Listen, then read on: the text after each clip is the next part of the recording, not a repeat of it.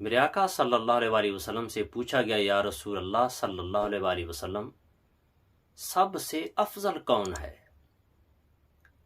تو آپ نے فرمایا کہ سب سے افضل بندہ وہ ہے جس کی عمر لمبی ہو اور کام سارے اس کے اچھے ہوں۔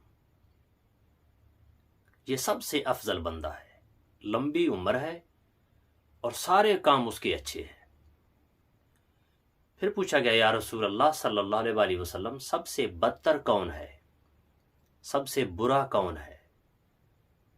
تو آپ نے فرمایا کہ جس کی عمر لمبی ہو اور کام سارے اس کے گندے ہوں، یہ سب سے برا شخص ہے۔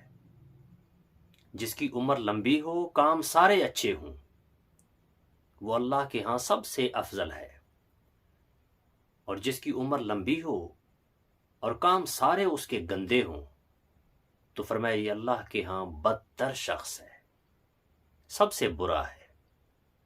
تو کوشش کریں، اگر اللہ نے زندگی جیسی بڑی نعمت ہمیں عطا کی ہے تو اس میں اچھے اعمال کریں، نیک کام کریں، جس کی بنا پر اللہ تعالیٰ کے ہاں ہم افضل شمار ہو جائیں۔ ایسے نہ ہو کہ اللہ کی عطا کردہ زندگی ہو اور سب سے بدتر لوگوں میں ہمارا شمار ہو جائے۔